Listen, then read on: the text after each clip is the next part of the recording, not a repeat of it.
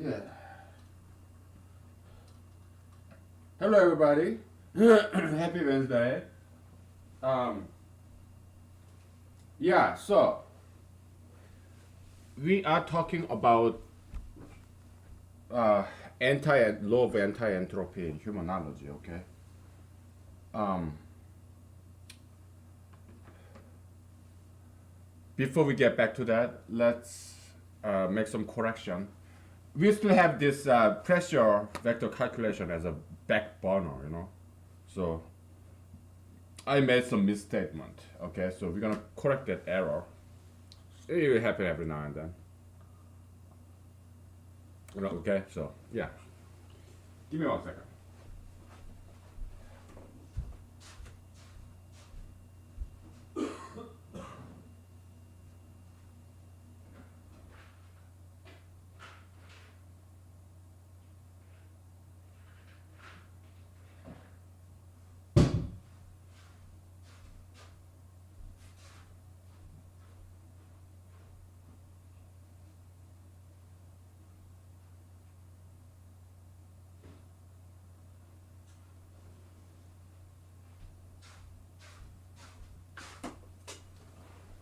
Okay, so it's like this.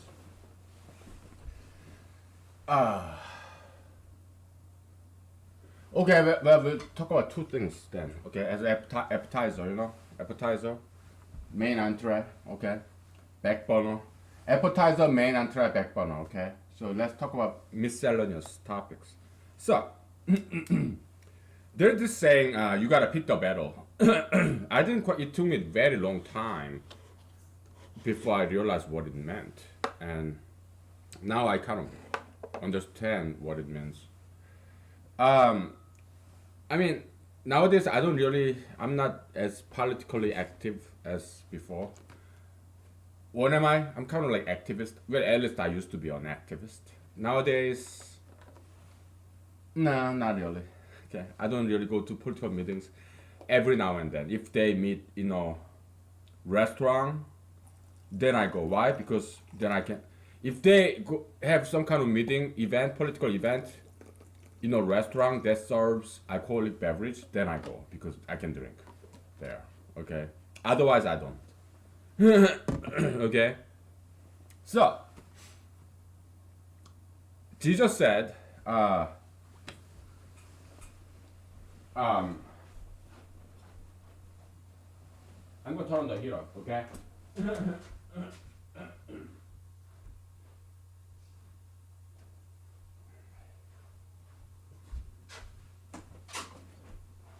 Jesus said, he made an analogy. If you're a general and if you're about to fight a big army, and if you're wise, then you'll do some calculation. How many soldiers you have and how many soldiers your enemy has. And then if your enemy is far bigger than your army, then yeah, when the enemy is still far away, you send somebody and make a 3D and you know, in order to prevent this futile battle because you're gonna lose. Okay, that's what you just said. So it's kind of along the same line of wisdom, secular wisdom. You gotta pick your battle. Okay, it took me a long time to realize. Several friends of mine told me that, but I didn't understand at first. Then I now know what it means. Yeah, it means yeah. Let's say ideological battle. Okay,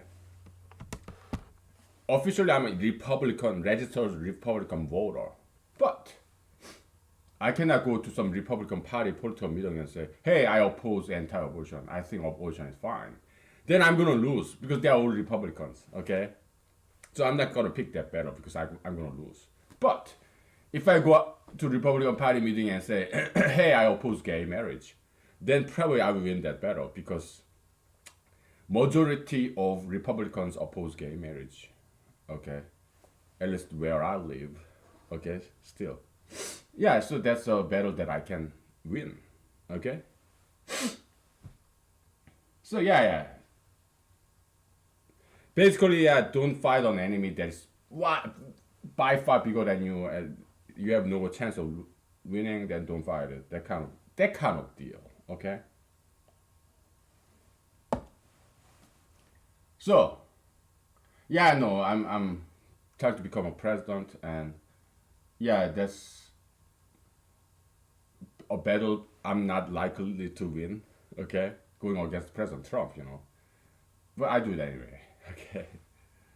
Uh, because I got nothing to lose. Okay. Yes, I don't get elected in 2020. So what? I don't have anything to lose from losing that election. No, I have everything to gain. Next. Yeah, let's make some correction. Okay. Raindrop. Okay. There's this body free falling, a drop of rain. Okay, from the sky toward the ground. Okay. Now, this drop of rain is moving. Okay, so that's why you have. So what's actionary force? You have action and reaction, right? Always. Actionary force is the gravitational force. Reactionary force is the inertial force. That's kind of resisting the gravity. Raindrop is like, oh no, I don't want to go because it has mass. So it's inertial mass kind of force. Okay. So yeah, raindrop is kind of being stretched out because inertial force, reactionary force is pulling it up, right? And actionary force, gravitation force is dragging it down, pulling it downward. So raindrop is being pulled into opposite direction. Okay, so that's the stress that is negative stress because pulling tensive stress. Okay, now you have compressive stress when a raindrop is a drop of water is on the table. Actionary force again, that's gravitational force, right? Reactionary force this time is normal force. The table pushing the water up. Okay, now gravity is pushing the rain down. It's a compressive stress that this drop of water on the table is experiencing. But there's no inertial force here. Why? Because it's not moving. Okay, unlike the raindrop that is moving. Only when an object is moving, it has inertial force. Why? Because F equal ma. Okay, so there's this change in velocity. So you have acceleration. That's why you have inertial force when it's moving. Okay? So yeah, that's the correction that I want to make because I thought there's more stress. The rain, the drop of water would be feeling more stress here. No, not so. Okay, it's a different kind of stress. Tensional stretching kind of stress. Here, compressive force is a negative force, negative stress, positive stress, but in terms of size, they're equal size of stress. It's just the kind of stress that's what's different. Magnitude is the same. Okay, here what -1, +1, something like that. Okay, so that's that. Now, the main entry. We're dealing with the anti-entropy law. Okay, the law of anti-entropy. That's what governs plants and up.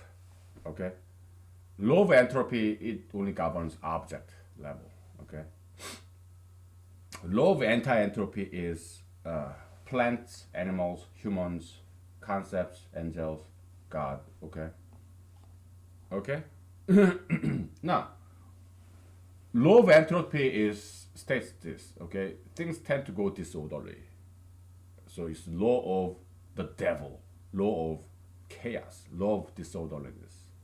Okay, that's law of entropy. It's very evil law. Okay, if you think about it.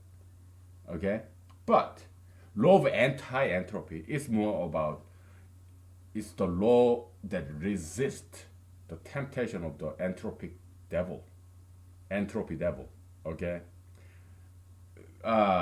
we use the term devil, Satan a lot. Why? Because it's fun to use those words. Okay, and it simplifies many things. Okay, so you have this entropy devil. Okay, now, but biological entity resist that disorderliness.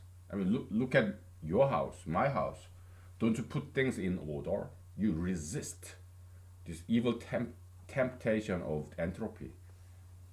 You resist that, right? Not just you, plants, animals, all the same. Okay, there's this orderliness in any biological entity. Okay, and what's that order?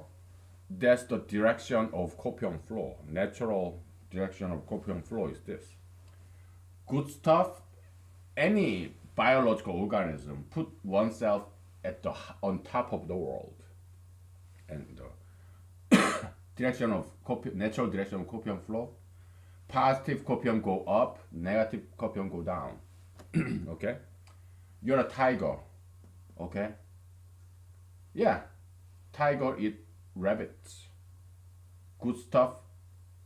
Rabbits, oh, you're down. You're my prey. I'm your predator. I'm way up here, rabbit. Yeah. So good stuff, nutrients, muscle that rabbit has. Yeah, go to belly of the tiger because good stuff. Bad stuff going down. Yeah, tiger, its hunger replaces this rabbit's meat. Okay, so rabbit gets emptiness because there's no longer rabbit. The rabbit is now in tiger's belly. So there's this one emptiness of rabbit, one absence of rabbit. That's what tiger gives out to the world in return. Also, poop, urine, pee, poo.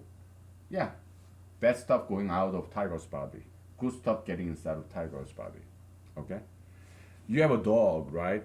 The dog is loyal to you only because you're feeding your dog. That's the only reason why your dog loves you. Do you think dog thinks what? He works for you? No. Who is working for who? Your dog and you. Who is the master? Who serves who? Have you ever thought about it? I don't have dogs, but my friends do. So, who is on top of it? Who is on top? You or your dog? Who is king? Who is master? Who is servant? Huh? Who's working for who? You or your dog? Who is the master and who is the servant? Have you ever thought about it? We're gonna take a break and because I want you to think about it. Okay, then tell me. Okay.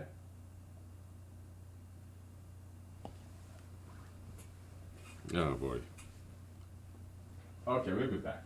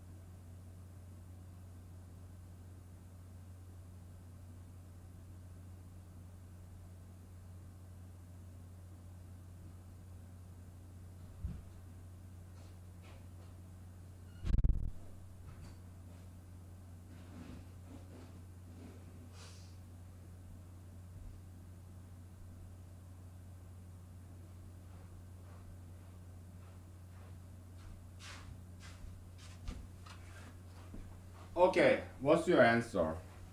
You and your dog, who works for whom? Who is the master and who is the servant? Huh?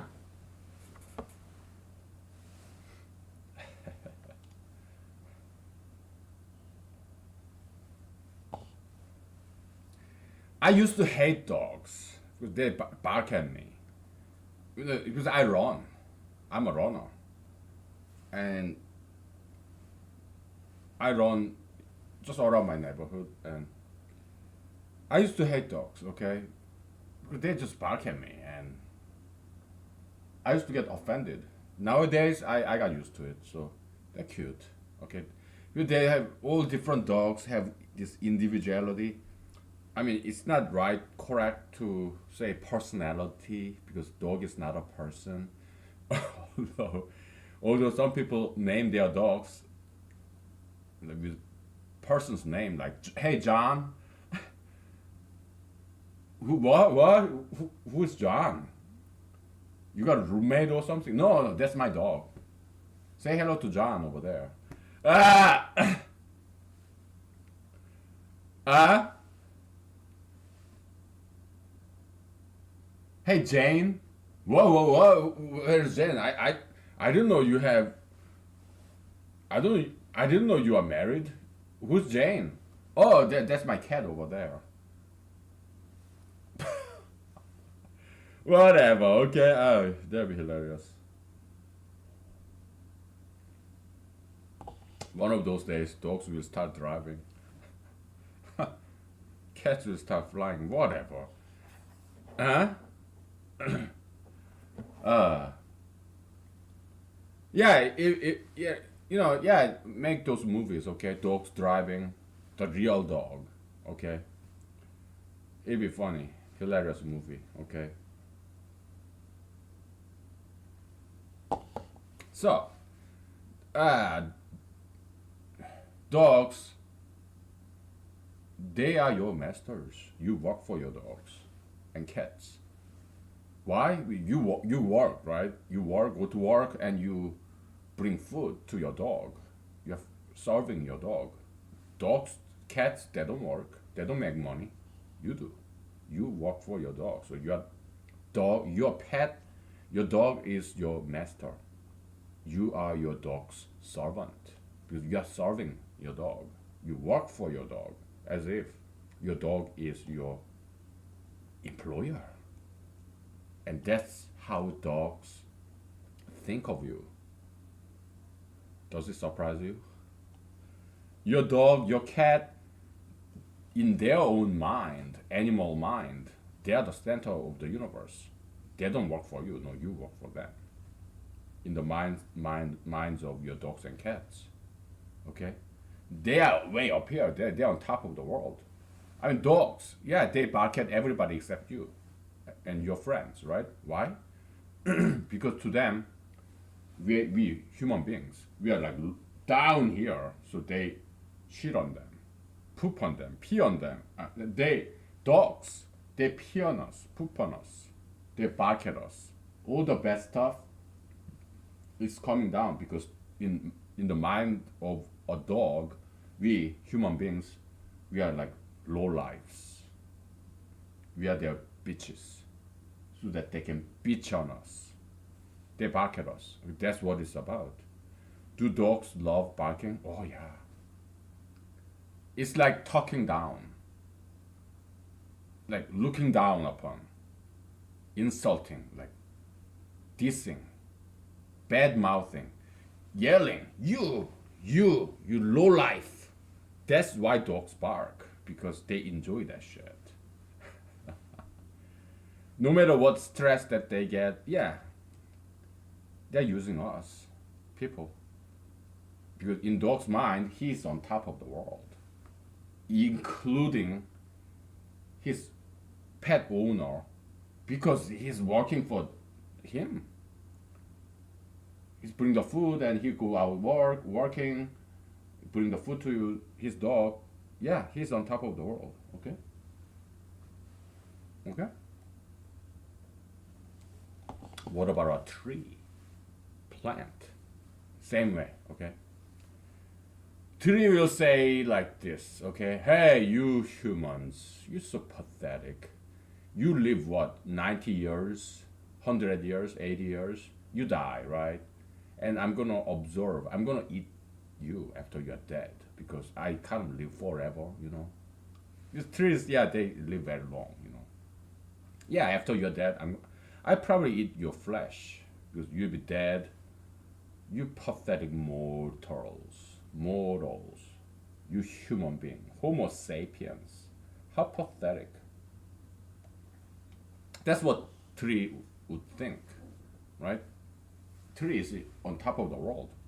Oh, you humans, you humans, you all die, and I will eat you up after you're dead. Why? Because I'm on top of the world. I'm the apex predator. I'm the tree. You know, I live forever. You know. You humans, you all die and rot, and I'm gonna eat you. You will all become part of me. Okay. So, it's a law of anti-entropy. Okay, it explains so many things because it's like very generic law. Okay, natural law, descriptive law. Okay. Yeah, let's talk about assimilation. Assimilation. Let's say there's the chicken, right? Yeah, I eat this chicken. I go to Walmart, buy this chicken breast, lean, totally lean, no fat, no sugar, okay? Yeah, I eat it. I eat this chicken. It become part of my body. Assimilation, okay? Politics, religion works the same way. Even science. Politics, science, religion, it all works the same way. It's assimilation process. Okay. I looked up this Galois theory. Okay, this Évariste Galois, the French mathematician who came up with this Galois theory, group theory. Okay. Yeah. People who study Galois theory, become advocate, a student of Monsieur Évariste Galois. We become a student, because we become more like him. The way we think about groups and equation, polynomials. Okay, we become his followers. So Galois become very famous because more and more people study his theory. I almost said his shit. Okay, whatever. So yeah, assimilation. It's like Galoisism is eating us. Is it a bad thing? No, it's a good thing. Why? Because it happened to be a Holy Spirit, good knowledge. So Mr. Galois, Monsieur Galois, becomes a concept. It's a promotion in this 7-tiered humanological echelon hierarchy. Okay, he once was a human, now he's a concept, ideology, Galoisism, Galois theory. Okay, and he start to eat people. He start to eat people. Okay, but it's good. Why? Because it's Holy Spirit. It's a good theory. I don't know too much about it, okay? But if I have time, yeah, I would study Galois theory, okay? Okay? Because Galois occupy some space in people's brain, he got some real estate. It's like what Monopoly, this board game. In Korea, they used to call it blue marble, the earth. It's kind of real estate kind of board game. You have house here, you know, it's my territory. Yeah, So Galois, if you learn Galois theory, then yeah, part of your brain is now occupied by Monsieur Galois. Okay, I become more like him. You know, I'm not saying I want to die young like he did. Well, I'm already 40. Okay, when he died, how old was he? 20 something. Because Galois Abel, what happened to them? They both died very young, and they both created group theory around at the same time. So what happened was that they studied too much. Okay, so they became very Galois. His personality character didn't quite develop because he's devoted himself to study of mathematics. Okay, Abel, yeah, he studied too much again, so his health suffered, just like any mathematicians, composers like Mozart, who died very young. Okay, because they are kind of imbalanced. Okay, they studied too much, they work too much, workaholic, so their personality quite didn't develop, and their health was suffering. But me, no, I know that I'm a humanologist. I exercise, eat healthy. I focus on personality development. Okay, so yeah, hopefully I'll live very long. Yeah, I like learning stuff, teaching stuff. I think life is worthwhile to live very long because there are things that get better as you age. Okay, and because as you get older and older, you build up your knowledge and wisdom and reputation. So, and also maybe you will save money. Okay, so yeah, things get better. There are things that get better with aging. Okay, and yeah, there's some perquisites, some advantages that comes with old age. Okay, so yeah, it's worthwhile to experience that. Okay, to live as an old person, I think it's very worthwhile. Okay, so um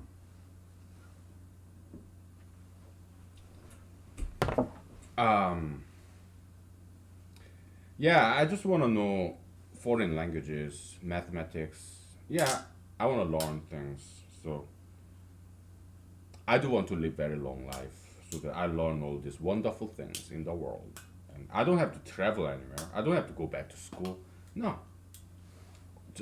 Everything I need is just full-time job so that I can pay my bills. I have extra time on my own and I study on the internet, buy some cheap books from Amazon. Okay? Yeah, then I can study whatever I want. That's all I need. Okay? So life is good. So, uh, assimilation, okay? Yeah, it's everybody, okay? So, liberals nowadays, yeah, they want to change you because they are politicians. Gay activism, just LGBT activists, yes, they're same like Christians. LGBT activists, Christians, they're the same breed, religious people. Politics is same as religion, okay? They want to change people so that other people become more like themselves. Yeah, LGBT people. Yeah, you have to accept that gay is normal. There's nothing wrong with gay. Gay is inborn. Gay is good. It's not bad. Gay marriage is legit. We want you to accept that. We want you to believe that. We want you to become more like us. Do not hate gays, love gays. Okay, there's nothing wrong with gays, okay? Lesbians, yeah, they're not ugly. It's diversity. And male gays, oh, no problem. Yeah, AIDS, no problem. STDs, oh, male gays, because they have a promiscuous, Oh, it's just diversity. STDs, yeah, gonorrhea, syphilis, AIDS, genital warts, herpes, yeah, it's diversity. Lesbians, yeah, they're tattooed, pierced, obese, short hair. Yeah, it's diversity. There's nothing wrong with it. And I want you to accept that truth. It's the truth. We want to educate you. Like, yeah, be gay or accept, at least accept that gay is okay, you know. Yeah, please, be like us. We want to change you. We want to persuade you. We want to educate you and yeah. So yeah, there's no difference between Christians and LGBT activists. No, they're the same breed. Okay, it's not just them; it's everybody. People want to change other people so that other people become more like themselves. Okay, it's assimilation. Why? It's like eating. There's chicken. I eat the chicken and it become part of me, right? Now, let's say I'm Christian, and there's some other people, secular person, okay, and I persuade that person to be a Christian, then now he become my friend. He's part of me. We are Christians, okay. Now we are more empowered because there are more Christians. There are more people who belong to this church that I attend to. So I'm more empowered. He's now part of me. Just like I ate a chicken. And now this chicken is part of me. Same principle. Okay, assimilation. Okay? Yeah, it's this, okay? Yeah, good stuff coming in, bad stuff going out. Good stuff coming up, me, because I'm on top of the world, you, everybody, okay? Yeah, I eat things, assimilate things. Some bad waste stuff, yeah, I poo, pee, okay? It goes down, okay? It goes out. Good stuff comes in, because I'm on the top of the world, okay? We'll take a break and we'll talk more about it, okay? Because there are so many applications. It's very generic law, though. Anti-entropy law, okay? It explains pretty much everything, okay? So,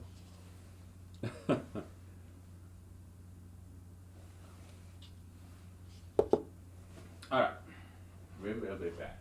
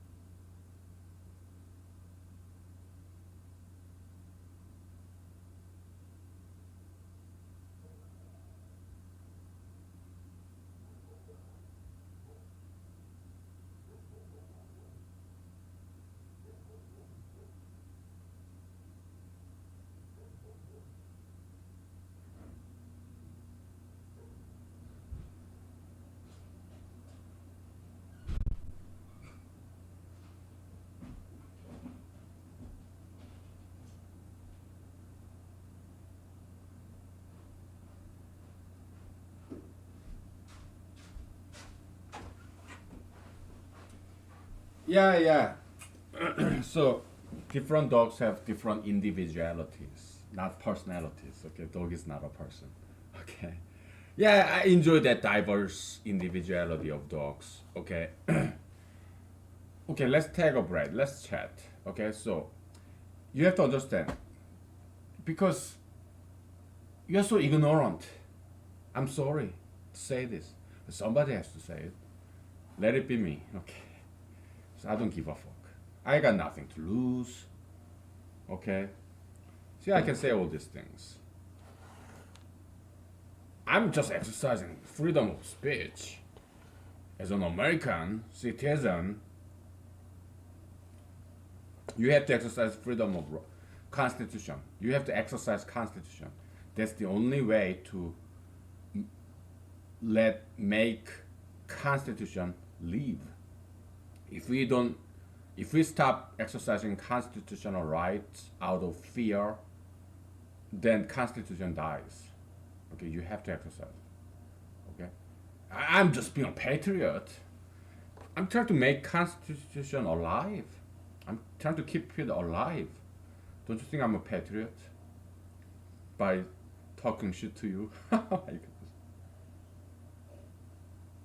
So yeah, yeah, Americans, yeah, they're so ignorant. Okay, especially a lot of liberals, not all liberals, a lot of conservatives too, because oh, it's diversity. Oh, diversity. Yeah, syphilis, gonorrhea. Oh, AIDS, herpes. Yeah, all these male gays. They are full of STDs. They're the STD reserves, depository of STDs. Male gay people. Why? Because they're promiscuous. Why? Because we guys are promiscuous. And you put a bunch of guys together, yeah, it's binge orgy, gay sex. Okay, of course they get STDs, all kinds, not just AIDS. No, every single STDs, male gays, they have it. Okay.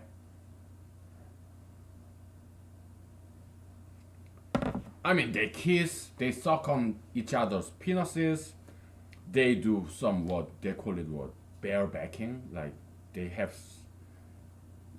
male gay anal sex without any condoms. Why? Because they don't get pregnant. So they have nothing to worry about. So yeah, and their anus start to bleed. So all these germs get inside of this wound in anus. It stinks, dirty, gross. That's male gayism. Yeah, gay anal sex. And it's filthy.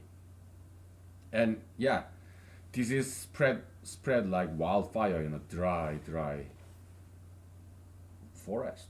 Yeah, male gay sex, STD. Okay. And then they become what bisexual, so they introduce this old STDs to heterosexual population, because girls love gays, male gays, bisexual men. Why? Because they have all the power. Oh, you're Oh, you're bisexual. Yeah, have sex with me. So yeah, so then this male gay pool of STDs, sexually transmitted diseases, bisexual guys is the bridge to transfer all this, propagate all this male gay STDs like gonorrhea, syphilis, whatever. Okay, to heterosexual pool. Okay, that's male gayism. It's very destructive and very satanic, devilish. Okay, this is not politics or religion, or even ethics or morality. It's pure science. Okay. Now lesbians. Oh yeah, you lesbian girl. Yeah, obese, rude, arrogant. This lesbian attitude, right? Yeah, look no further than Ellen DeGeneres and Rachel Maddow. This deranged eyes, the way they talk. Yeah, it's all cuckoo. Yeah, out of control. Okay, short hair, ugly. You are okay. You're born as a woman, but you don't look like a woman because you never put on skirts. You always put on some baggy jeans, and you shave your have hair cut short. You walk and talk like a dude. Obese. tattoos, piercings. Oh, it's diversity. No, it's not diversity. What is it? It's pure ugliness. Okay? Look at crimes. There's rape, theft, home invasion, robbery, murder. Do you call that diversity? How about drugs? There's opium, there's cocaine, marijuana, what, methamphetamine. Do you call it diversity? No, because it's something very harmful. If some ideology, if some ideology should be qualified as a diversity, then it has to be at least value neutral. But gayism is not value neutral. It's value negative. It has negative value. It's harmful.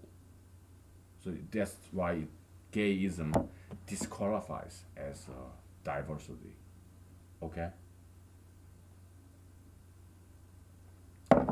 I mean, CNN, MSNBC, even President Trump, even MIT, Harvard, Stanford PhD professors, Nobel laureates, they don't know this. Why? Because they don't think. Why?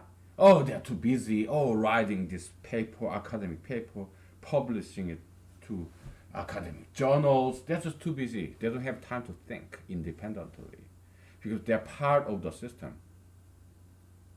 part of some institutionalized occupation, profession. They're busy people, you know. Oh, they have their pets, dogs, cats, wife and kids. They got paid these bills and they go to work. They got no time to think.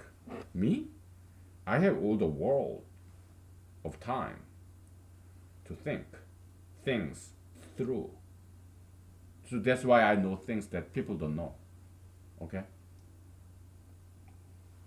Because I'm an independent secular scholar. Okay? That's how I call myself. Okay, let's get back to this. So there's this in the actuarial science, you know, in the business, if you're a business major, you can concentrate your major in actuarial science. It's the science of insurance, which is very important. Okay, yeah, we need insurance. It's a good idea. Okay, so let's talk more about insurance. Okay, so we said there's the Alice. Okay, in theory, Alice save $100 every month in the separate special account. It's a self-insured account. Okay, it's a rainy day fund. All right.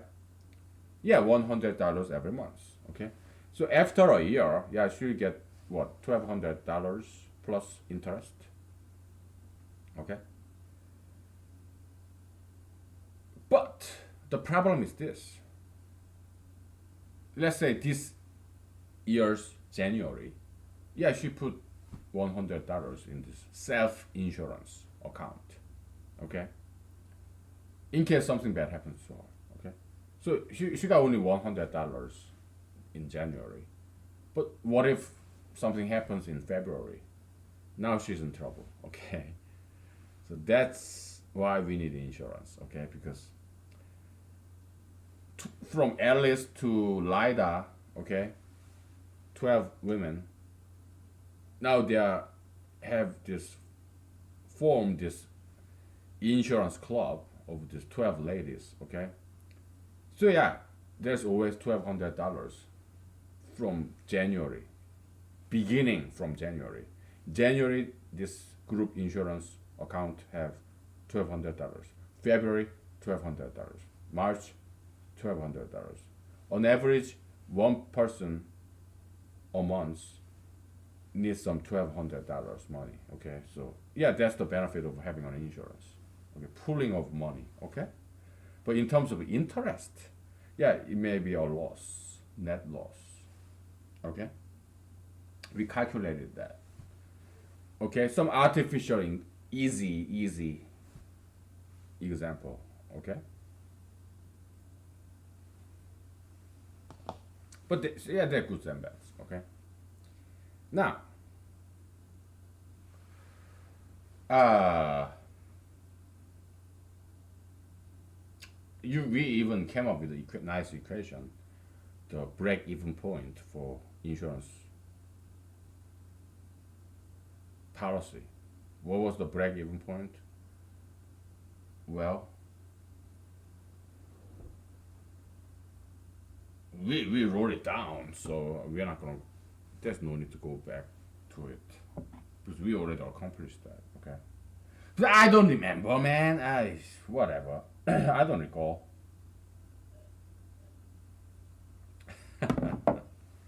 We erased it, so. But yeah, it's in the last episode. Okay. So, uh, so yeah, in insurance literature, okay, so there's this famous concept that they call adverse selection. Okay, I read it from some academic article. Okay, so yeah, it was very intriguing. Okay, it's some guy who works in a think tank institution in the Midwest. I didn't even know there's a think tank institution in the Midwest. Okay, yeah, fantastic article, very insightful. Okay, so very knowledgeable. Yeah, it was good, very good. So I think this adverse selection concept probably came from this economist, the Lemon theory. Okay, he was an economist. Okay, yeah, some economists are good. Okay, so the demand supply curve is wrong theory. Okay, so I gave you substitute a correct theory. Okay, transactional demand curve. Okay, I gave that to you. All right, so yeah, but some economists nonetheless have some good insights. Okay, this lemon theory is this. Okay, so originally this economist, what's his name? Let me look it up real quick. Okay, so why don't you look it up too? Okay, because we're gonna take a break. All right, so my phone is charging, so yeah, we'll be back.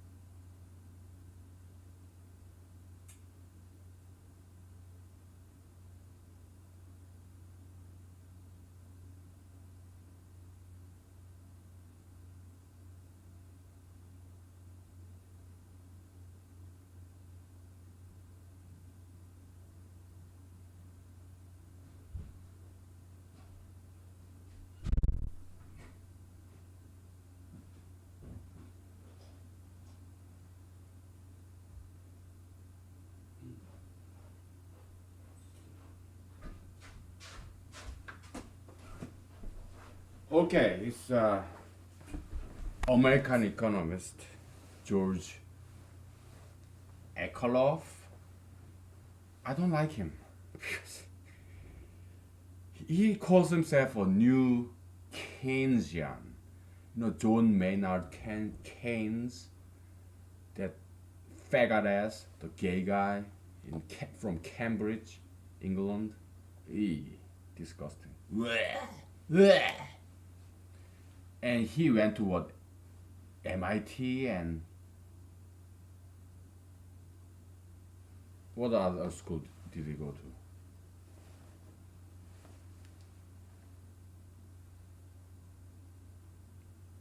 So he went to MIT, Yale, whatever. Yeah, I don't like him very much. Okay, he's a Nobel Prize laureate and yeah, classical sellout elite. And who studies this faggot ass gay theory of this John Maynard Keynes, man? Oh my goodness, disgusting. Ugh. Yeah, I don't like him already. Okay, so, but I guess he came up with a nice theory. It's very influential. This lemon market theory of used car salesmanship, whatever. Okay. So he was like, yeah, used car salesman. Oh, they are low lives. You know, I'm elite. I'm Yale, MIT, Nobel laureate. So professor in Georgetown University in DC and UC Berkeley, and I studied this gay guy, John Maynard Keynes. I don't like him, okay? I don't. Yeah, I'm elite, you know. Oh, this low life, this used car salesman. Oh, they're bad. So I'm gonna pick on them because I'm top apex predator as an elite. So let's predate on them. Low life car or used car salesman. I'll pick on them, you know. I will put this straw and suck on their copium. Like a vampire, Dracula, like a predator, apex predator I am. Elite, you know. This guy, man. So no, I don't like him, okay, so. But his theory has some validity, okay, so what he said was this. In the used car market is like this. There are good used cars and bad used cars. But there's this information asymmetry. Buyers don't know because most buyers, they don't know much about cars. So, but used car salesmen, they know cars because they are dealers, you know, dealer and H, whatever. Yeah, they're dealers and handlers, and so yeah, they know about cars. So they have incentive to lie to these ignorant buyers. So they pretend this car, bad used car, is a good used car. Okay. So yeah, they put the price. And then there are buyers who get fooled and purchase this car and find out, oh man, what are you selling me, man? So this Professor Ekolov, he's made this analogy, parable, just like Jesus did. Okay. This motherfucker is imitating Jesus. And he's a fucking pro-gay, fucking pro-gayist. Who studied Keynes? John Maynard Keynes. He's garbage, man. He's useless. Fucking faggot ass from Cambridge. My goodness. Fucking sellout. elitist. Hey, disgusting. So I don't like him. Okay, I don't like him already. But his theory has some value. Okay, so it led to some this lemon law, this you know some legislation in America. Okay, actually, whatever. So yeah, just buyers of used cars like me. Okay, we don't know. I know things about cars, just a little bit, not too much. Okay, but yeah, when I was in the U.S. Army, yeah, I learned how to fix cars from my friends. Okay, so I did some of that on my car. Okay, because I was poor. You know, junior enlisted army U.S. Army soldiers. Yeah, you have to be handy. We don't make much money, so yeah, I had to fix my own car. So I learned from my friends, from YouTube, from internet, whatever. Okay. So yeah, I dabbled with that for a while. Okay, it was fun. So because car is like a human body or animal body. So if you're a car mechanic, yeah, you're like a doctor. Okay, it's professional thing, really. A lot of knowledge go into a car or a building. You're a plumber, carpenter, electrician. Yeah, you're like a doctor. Okay, because a building is just like a human body or animal body, whatever. Okay, yeah, we talked about this before. Okay, so uh, this Professor Ekolov, he said like, yeah, this information asymmetry. Yeah, used car dealer is very knowledgeable about cars, but this ignorant, innocent, stupid buyers, they don't know anything about cars, and then so the dealer, he knows this car is horrible quality, but he has incentive to sell this car at a higher price.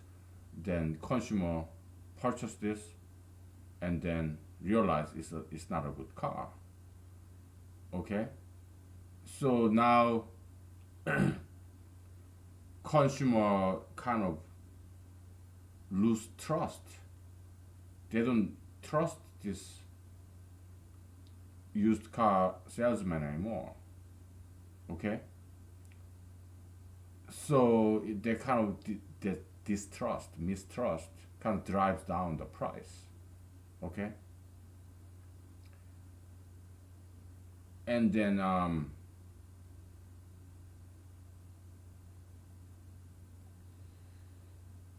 so used car market price kind of go down because there is this consumer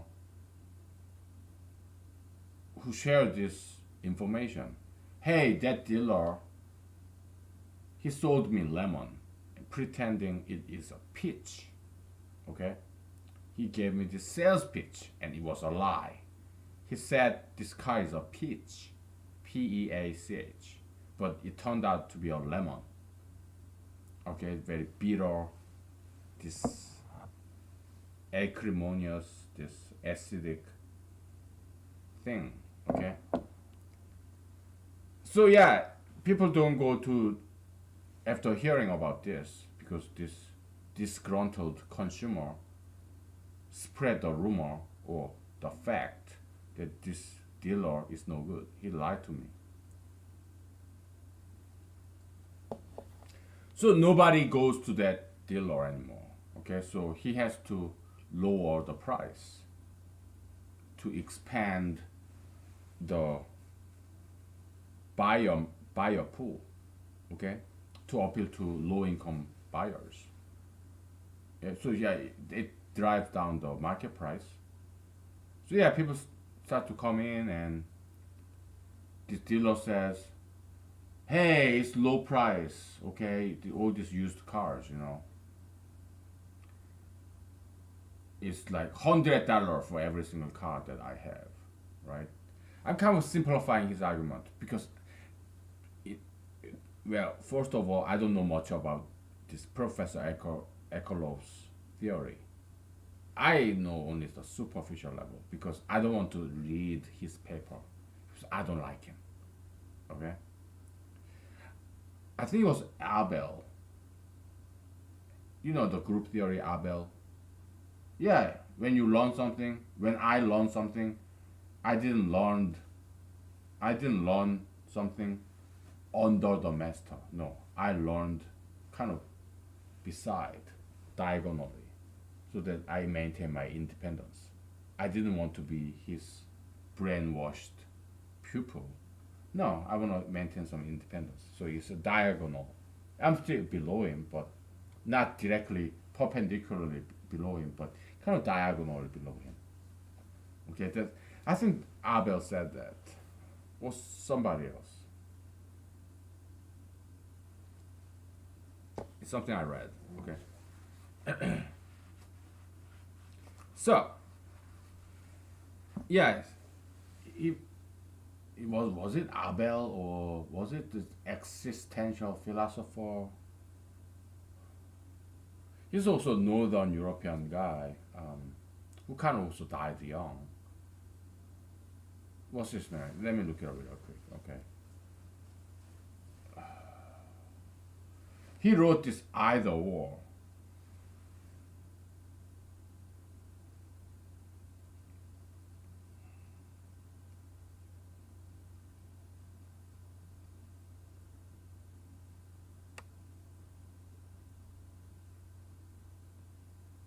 Kierkegaard.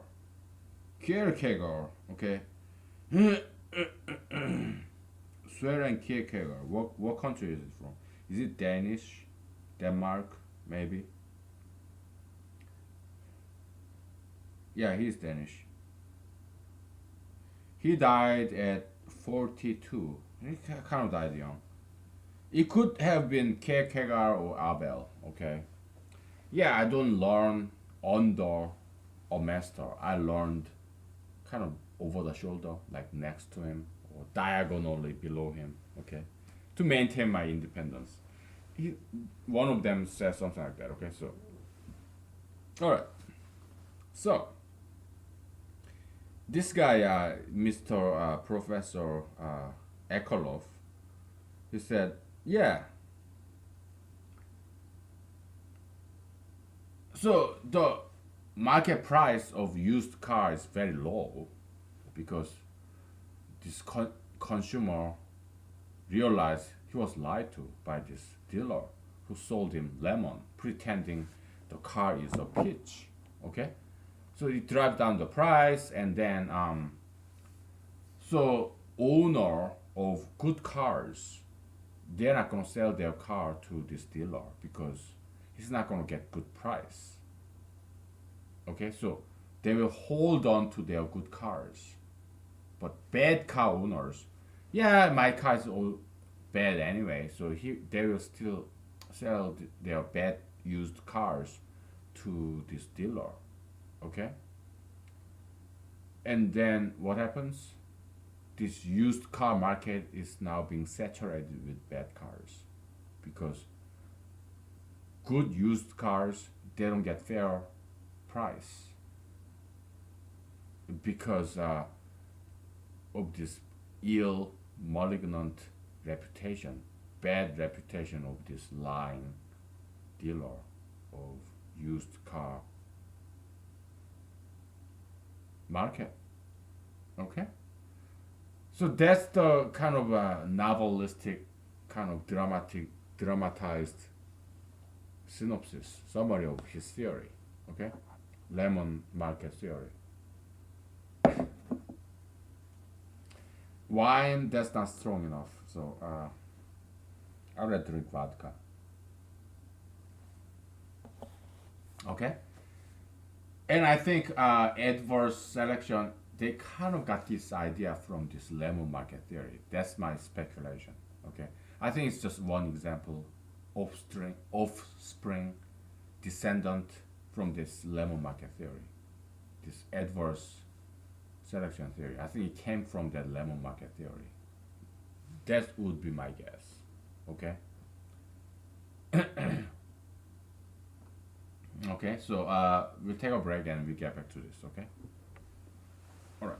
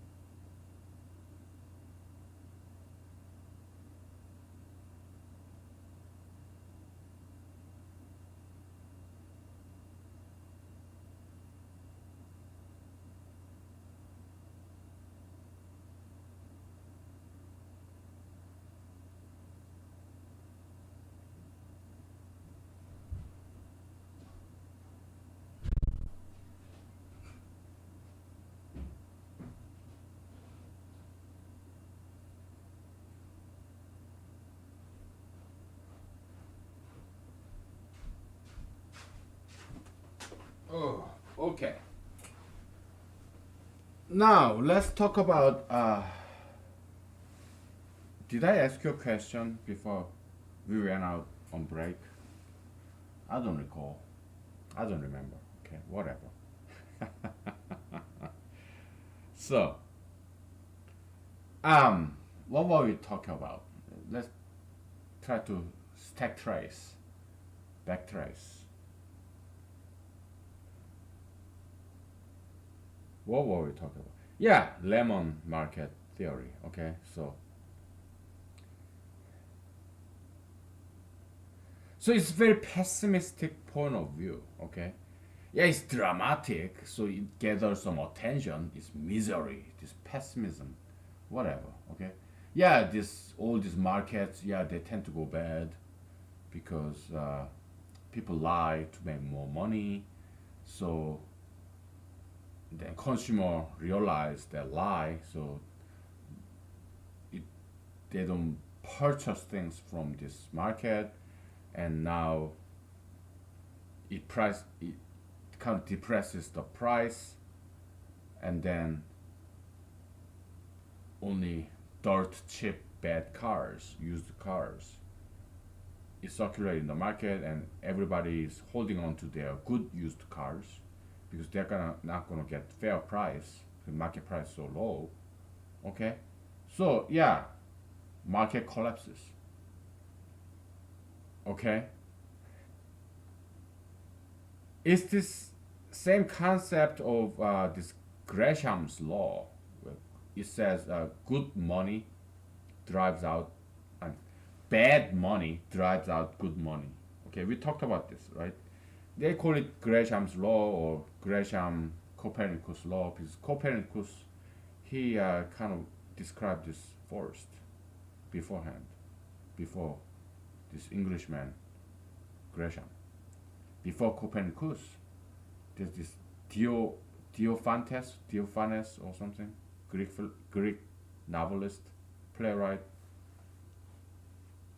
You know, he described it first too. So it goes way back.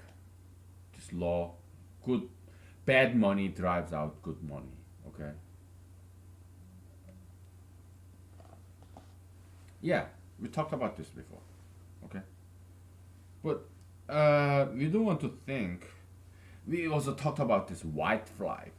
Okay, there's Detroit, Henry Ford, yeah, Motown. Okay, Motor City, Detroit, Michigan. Okay, yeah, Henry Ford and this car industry, it boomed in early 1900s. I don't like this 20th century stuff. Yeah, 1900, early 1900s. You have to translate from 20 back to 1900. Why? Stupid. It's so inefficient. Yeah, let's call it 1900 instead of 20th century. Bullshit, stupid shit.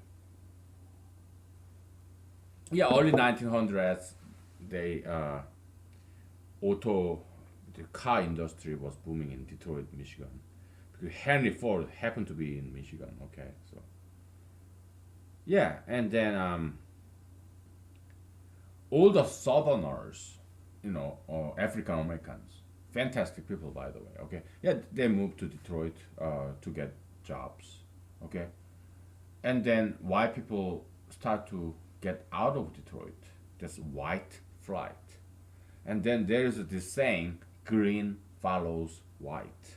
Okay, so all the money got sucked out because all the rich white people, they moved out of Detroit. They went some other suburb city of Detroit, Michigan. So yeah, and then but that was not it though, because these African Americans who came to Detroit, Michigan, they created Motown music or even dancing, whatever. Okay, yeah, it's fantastic music. Okay, so there's some silver lining there. Okay, I don't think it's bad race replacing good race. Okay, because African Americans, they are not bad race. I don't think so. No, white people, they don't know how to dance. They don't know how to sing. Okay, it's yeah, blacks are very talented people. Okay, so I don't think it's correct to apply this bad money drives out good money. I don't think that's correct thing to apply in this situation of Detroit. White flight, blacks coming in, whites moving out. No, no, I don't think it was something bad. I think it was something very cool. Okay, because they created Motown Records. Okay, so and let's go back in this Roman Empire. Okay, so it was the light of the West, and then there were Middle Easterns, brown people, Roman Empire. Okay, Italian, Greeks, Middle Easterns, Arabs, Jews. Yeah, they were brown people. They are not white people. Okay, and then these white Caucasian barbarians from the north, like Normans, Vikings, Visigoths, Vandals. Yeah, they came invade Roman Empire. Okay, because they were just barbarians. So they saw the light of the Roman Empire by these brown people. So they came invade and Roman Empire collapsed. Okay, by the white people, white savages.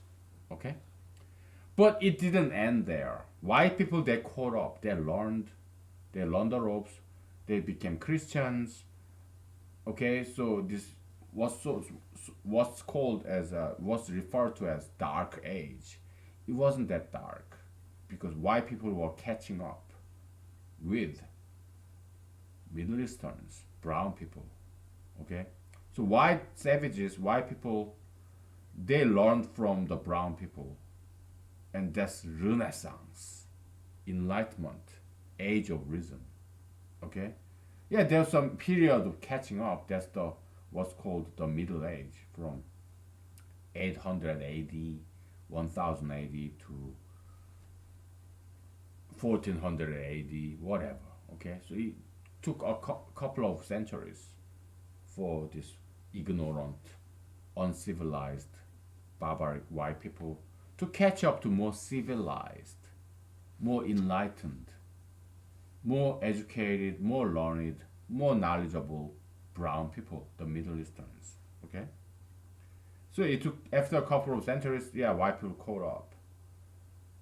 So they learned mathematics from Greeks, from Romans, from Egyptians, from Arabs. Geometry, algebra, it's all Middle Eastern invention. It's not white invention. Okay? Renaissance, yeah, let's go back to the glorious past of these brown people. Let's learn them. So white people learn that. And that's the Renaissance. And followed by Enlightenment, Age of Reason, okay? 15th, 16th, 17th, 18th century, blah, blah, blah, okay? So yeah, there's some good came out of that. Okay? Yeah, they say, I mean, Bible says, God, Christians say, God works in mysterious ways. Okay? God can turn the curse into blessing. Yeah, Bible talks about that. Okay? All right.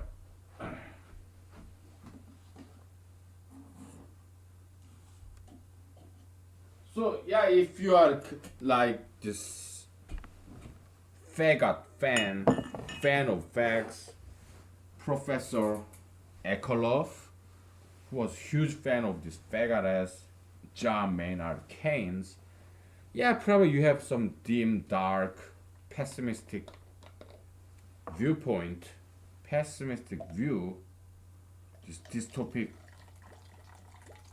vision about the future because he's not Christian. He's huge fan of this fag, gay, John Maynard Keynes. So yeah, his view about the future is very pessimistic. But we are not him. We are not Professor Ekolov. We don't even like him. Okay? We are kind of like Christians. Okay? We have some optimism. All right? So, this insurance concept of adverse selection, it goes along with this pessimism by Professor Ekolov. Okay? Okay, you have this market of building houses. I mean, home insurance. Okay? There are good homes and bad homes. Okay? And bad homes, it get burned down more often. But insurance premium is same across the market. So these good homeowners, they are subsidizing, they're paying for all these bad homes getting burned down because good homes, they don't get burned down as often. Then why am I paying all this for all these bad homes owners? I'm out of here. Okay, so all these good home purchasers, they leave the market. And they're the rich people who could afford good homes, good houses. So now this insurance market is saturated with, left with all the bad homeowners whose houses get burned down very, very often. and they are very poor people. So insurance market, home insurance market collapses. Okay, it's a very pessimistic view inherited from none other than Professor Ekolov, who was a huge fan of this gay guy, John Maynard Keynes. Okay, so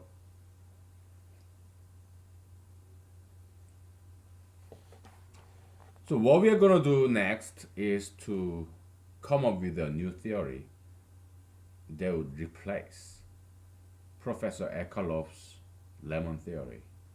Why? Because we are not pessimists, we are optimists. We don't worship gayism like Professor Ekalov did. No, we despise gayism. Okay. We are believers, we have faith, okay? We are more like Christians rather than gay worshippers. Okay? We don't do that shit here. Alright? So after a break, we're gonna come up with a brand new theory that's superior to Professor Ekalov's lemon theory. Okay? We have to name it. We're not gonna call it peach theory, okay? Nah.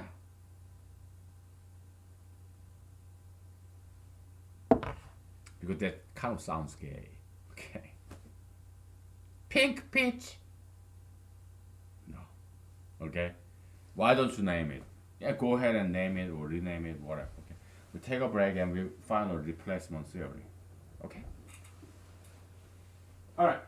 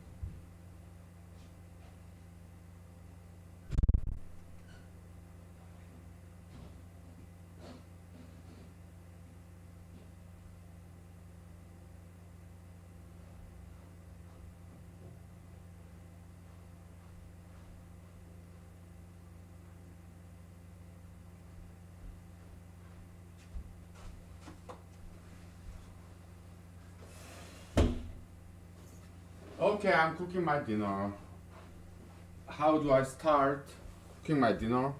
I start with boiling water, okay, in a plastic container, in microwave. I like plastics. I'm against plastic surgery, but yeah, I love plastic containers, okay? They are light, they don't break, so they don't shatter. I don't get to injure my foot. No, yeah, they don't break if I drop it. Uh, it's light, it's cheap. Yeah, plastic is a great invention. Okay, just don't inject plastic to people. Don't do that. Okay, so Professor Ekolov aired committed this fallacy of linear projection. Very pessimistic, overly pessimistic. Things go down, down, it will keep going down, down, down. Linear line. No, life is not like that. The world is not like that. Okay? I don't know how old or how young you are, but if you have long enough, you know. Life go up and down. It's more circular rather than straight line, upward line or straight downward line. No. Things go up and down in a circle. Okay? So life microscopically a person's life or macroscopically human history, it's not linear upward or downward or horizontal. No, it's sinusoidal, it's circular. It's not linear, but it's more circular. Okay, up and down, just like ocean wave. Okay, so correct theory, correct modeling of used car market would be sinusoidal, not linear, downward or upward. No, it would be sinusoidal. Okay, it goes up and down, up and down. Okay, because let's say there's this dealer who are not conscientious. Yeah, he'll go down because there's this rumor or facts, information about this unscrupulous used car salesman, and guess what? He will go. His business, his used car dealership, will go down, but other used car dealership will go up, and they will learn a lesson. You know, let's be honest. Let's be truthful to our consumers. Let's not lie to them, and then their business will start to go up. Okay. It's a dynamic system, okay, and there are multiple variables. That's how this world is. There's not just one used car salesman. No, there are multiple used car salesmen. When one used car salesman lied to a customer and his business go down, other used car salesmen will observe it, and they will learn from this history, learn from lesson, learn from other people's failure, other people's mistake. Okay? Yeah, hey, we are honest, okay? So we're gonna differentiate the price. Yeah, this is a bad used car, so maybe some poor people can buy it. Oh, this used car is a very good used car, so yeah, we're gonna price it higher. Okay? And then their business will start to thrive. Good used car owners will sell their used car to this dealer because he's gonna give him fair price. Okay?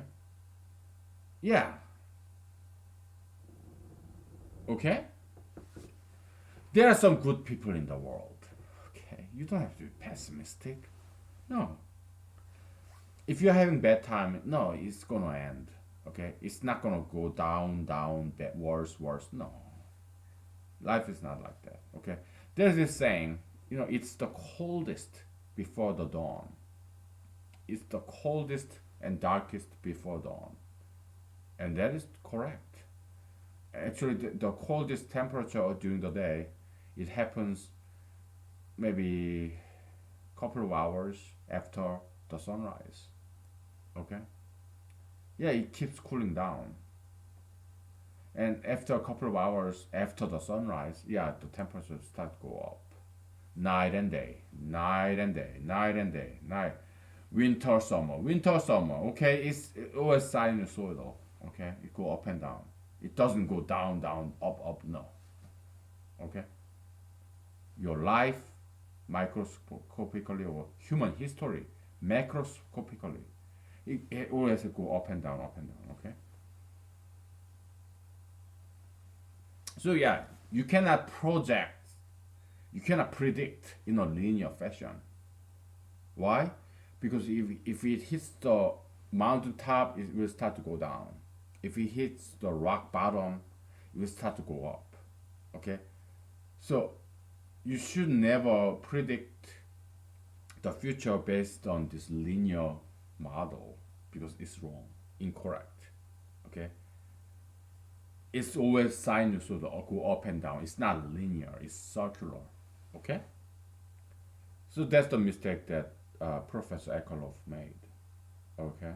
Or this adverse selection in insurance, actuarial science, insurance science. Okay? It's incorrect theory. All right? So another related phenomenon is this Grisham's law.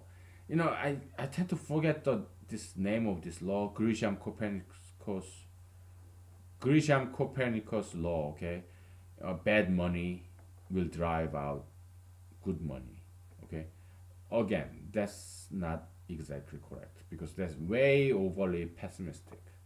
Things don't work that way. Maybe locally, temporarily, okay, but not in the long term.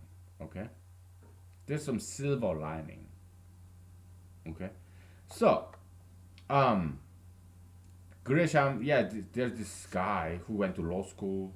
I guess he practiced law a little bit. Who? John Grisham. Yeah, he's a popular writer. A lot of his novels made it into Hollywood and become Hollywood movies. Okay, I read his novels. Okay, John Grisham, but he has nothing to do with Grisham's law. Grisham, in Grisham's law, he was British, way back, like several centuries back. Okay, so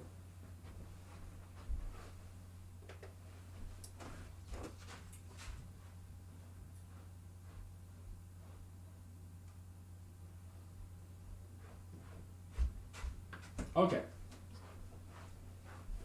so Gresham's law is like this. Okay, so in Great Britain, the Great Britain, maybe 1600s, 1700s, 1800s, I don't know. Okay, yeah, this British kingdom government, they didn't want to raise tax, but they still wanted to raise the government revenue. So what they did, there was this silver coin in circulation. Okay, and then there's this what equal tender law, whatever edict.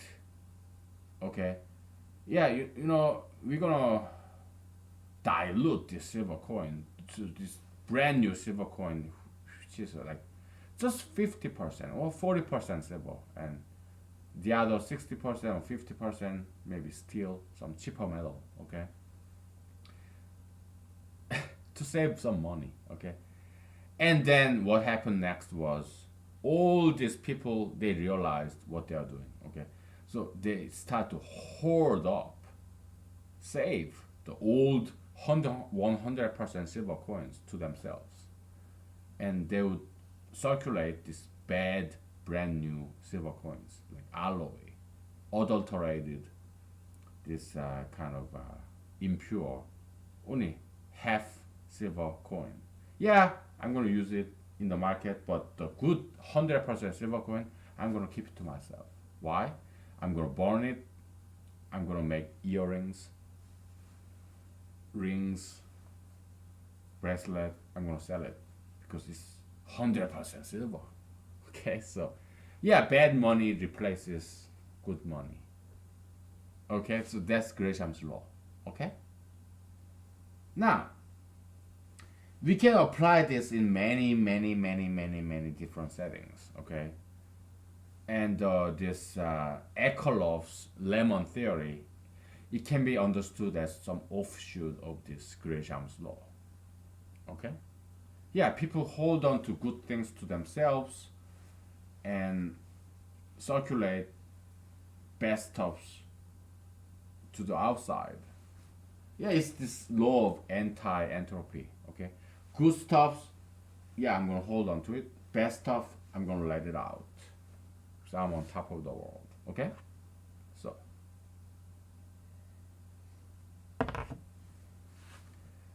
let's say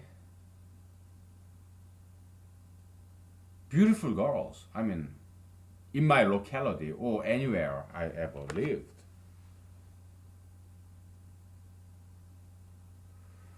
I watch television, music videos, movies. All the women, they're so damn ugly. Okay, they're tattooed, pierced, obese. Okay.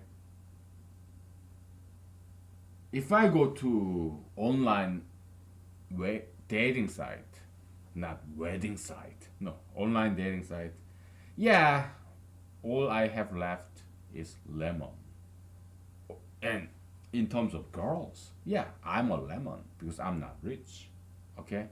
The prettiest girls, the richest guys, rich boys, pretty girls, they are the ones who get married very fast. So all the good ones are taken. Okay? The prettiest girls, yeah, they get married very early. The richest men, they get married very early because they are very marketable. Okay, so yeah, they're somebody else's.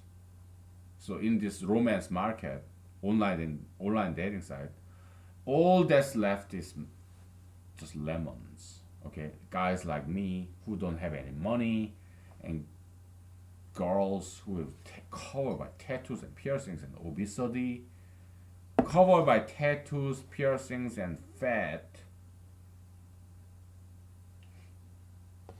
That's all there's left. All that's left.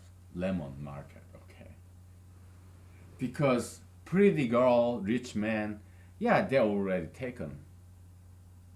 They exit the market very fast. And unpopular guys like me, unpopular girls like them, yeah, that's all there is left in this market. So it's a sour lemon market. Bitter, sour losers.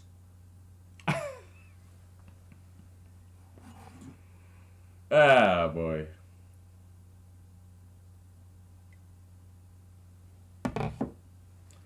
And also, there is this market division.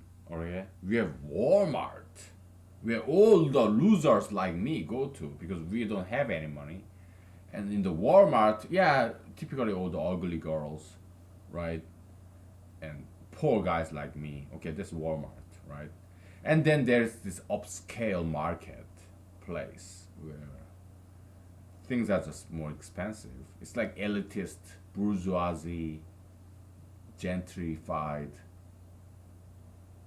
stores, whatever. Okay, like furniture stores or some grocery market where things are more expensive. If I ever go there, they kind of look at me like, yeah, we don't want your kind here. Oh, I can smell your poverty.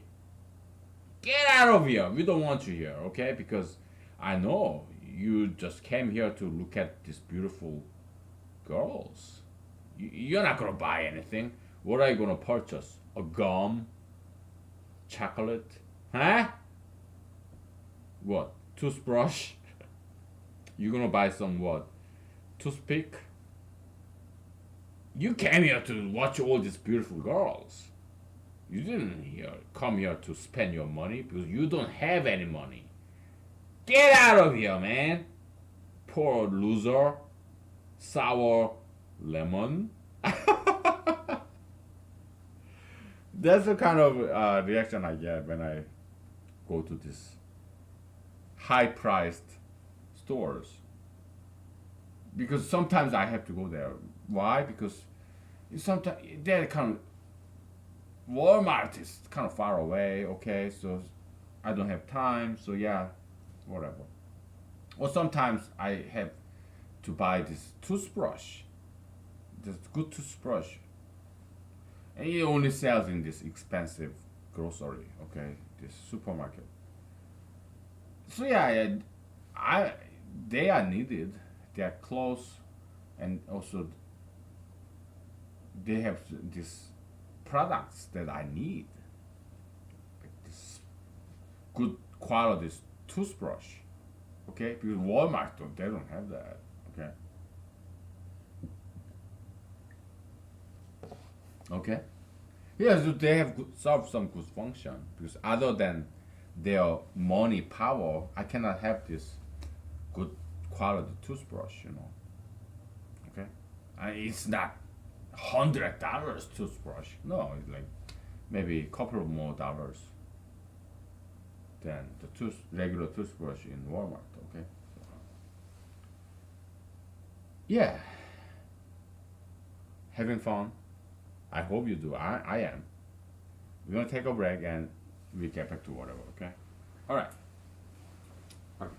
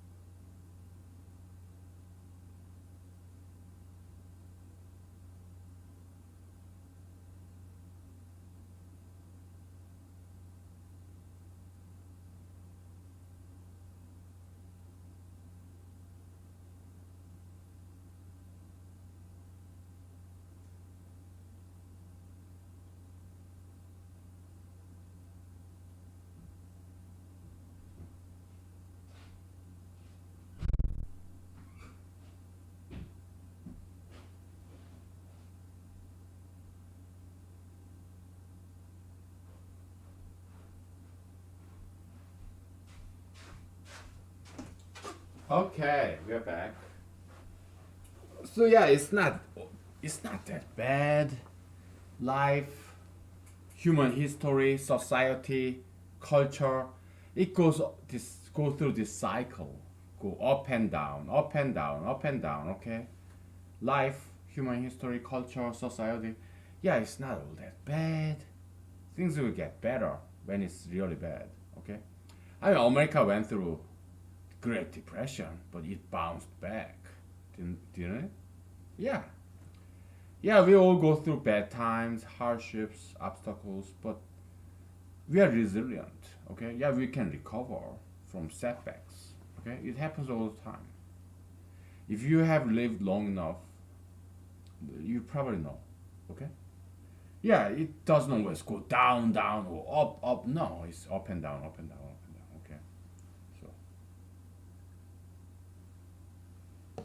Okay? Okay? So that's our replacement theory for Professor Ekelov's theory. Okay, it doesn't go down, down, down. The market collapses. No, no. It go up and down, up and down. It's not linear projection. No, it's sinusoidal projection. Okay, and it came from Bible. None other than King Solomon. Okay, I guess he was wise. Okay, he got some smarts. Yeah, when things are going good, yeah, remember that things will go bad soon. When things are bad, remember, yeah, you had some good times in your past. So yeah, you will bounce back up. Okay? So don't lose any hope. Don't be too complacent. Okay? Just kind of be in the middle, even ground. Okay? When you have a lot of money, you save it. Okay? When things are bad, know that it will get better because you hit the rock bottom. It does not get lower than that. Okay? Yeah, there will be some light at the end of the tunnel. Okay? It's a message of hope and optimism. Okay? So yeah, the President Reagan, he has some good stuff, optimism. Okay? Yeah, that's good attitude of a leader, and he has some of that. Just some. He's a very poor judge of character, President Reagan, because he appointed these two justices, Justice Sarah O'Connor, Justice Anthony Kennedy, who both became pro-gaysts. Okay, President Reagan is a very poor judge of characters. And what do you expect from an actor?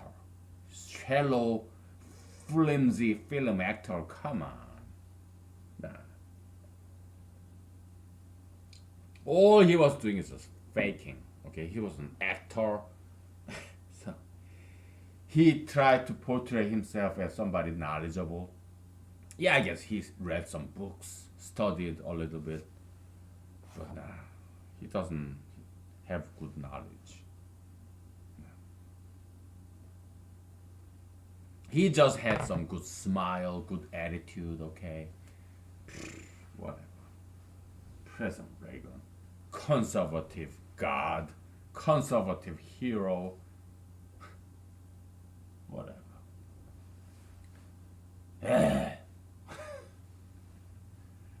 I'm not a huge fan of President Reagan, by the way, okay?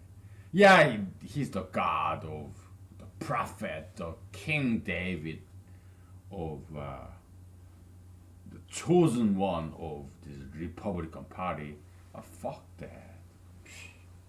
Nah, I'm not a huge fan of that guy. I think he's okay. He was okay. He did just fine. Okay. I can do better. Okay, so yeah, vote for me. I'll show you better. Okay. I'll show you better leadership. Whatever, man.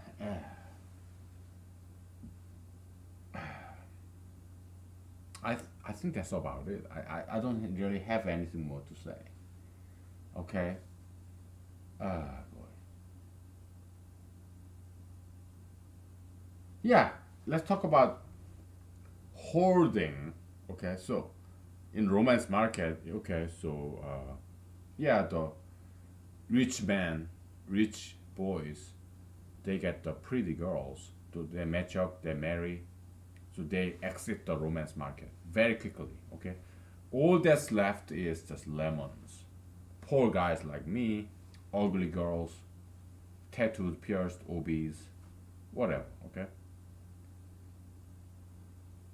Yeah. So, and the only time I get to see beautiful women is on the roads. When I drive, I look or on the back mirror or on the front. Yeah, that's the only time I get to see beautiful girls because I go to Walmart. There are no beautiful girls there. Okay? Poor guys, ugly girls, that's Walmart. Okay? And like some more expensive stores like Target or whatever supermarket in your locality. Okay? Or furniture store. I never get to go there because I cannot afford those anything that they sell there. Okay? 'Cause I'm a poor man. All the pretty girls, oh yeah, they got the money because they married rich men. Yeah, so they go to expensive stores.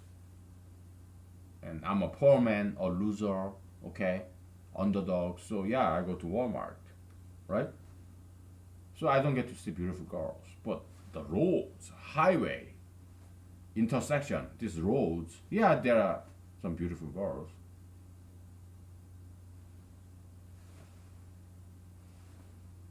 Yeah, that's the only time I get to see beautiful girls on the roads because a road, yeah, both rich people, poor people like me, pretty girls, they're rich girls, right? Because they married rich guys and they're born to rich parents, okay? Yeah, that's the only, but rich people, poor people, we use the same roads. That's the only time I get to see beautiful girls, okay? Because this rich man, yeah, they keep their beautiful wives to themselves, okay? And so, yeah, that's that, okay? And we can apply this to some social setting.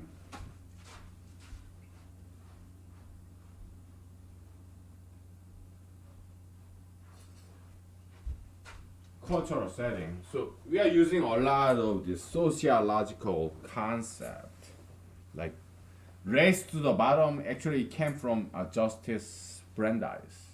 Okay. Yeah. Race to the bottom. There was this Delaware and New Jersey competing to attract all the corporations.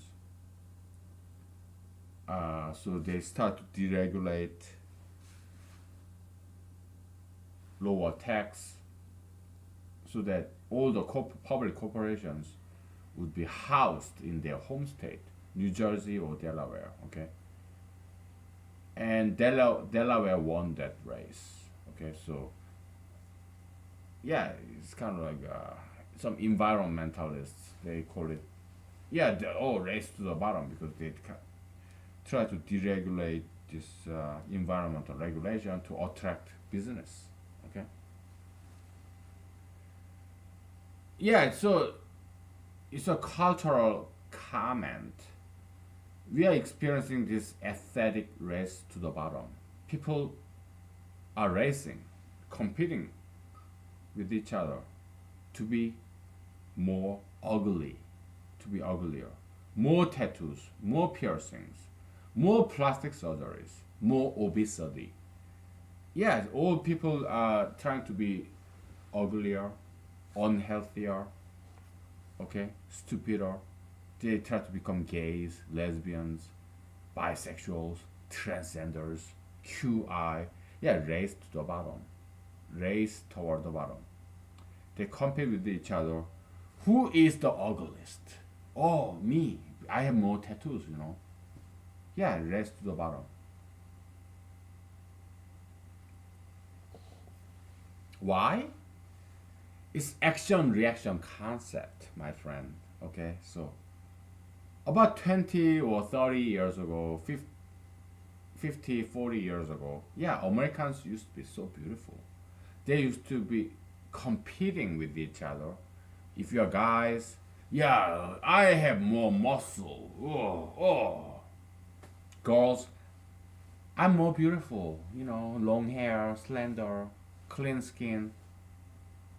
You know, they used to compete for the better looks.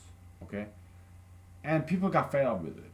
They want something new. So you know what? Let's try something new because we are all fed up. We want something new. Let's race to the bottom, not race to the top. So yeah, let's get uglier, uglier, uglier. Okay, and for a while it will work, but it will start to bounce up back, like renaissance, rebirth, because now people are fed up with. People will be fed up with all this obesity, tattoo piercing, marijuana, plastic surgery. Yeah, people will be fed up with all this body modification and this ugliness.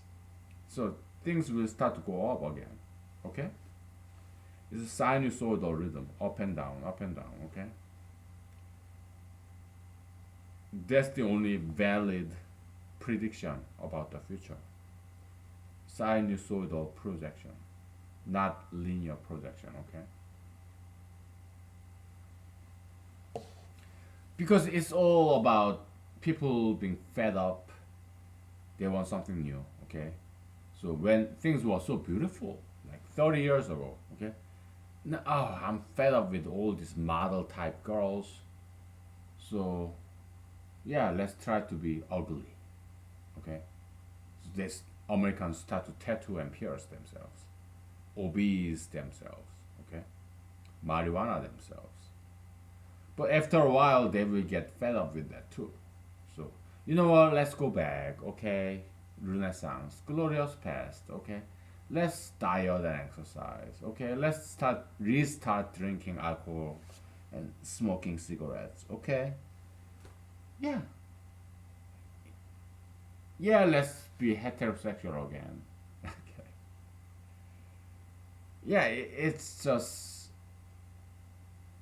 history is the proof, evidence of that. Okay, it always go up and down. Something new, something old, something new, something old. Pendulum. Okay, back and forth. That's just like night and day, summer and winter. Okay, that's human history right there. Okay, so prediction is surprisingly easy. Okay, prediction of the future, like fortune telling, foretelling, Nostradamus, whatever. Okay, it's not that hard. Okay, you when you hit the rock bottom, just endure. Wait a little bit more. Okay, then things will start to go up. When you hit the mountain top, don't get complacent. Okay, start to save. Don't enjoy too much. Save some money because things will start to go down. Okay, all right. That's about it. Okay, so thank you. Happy Wednesday. Good night.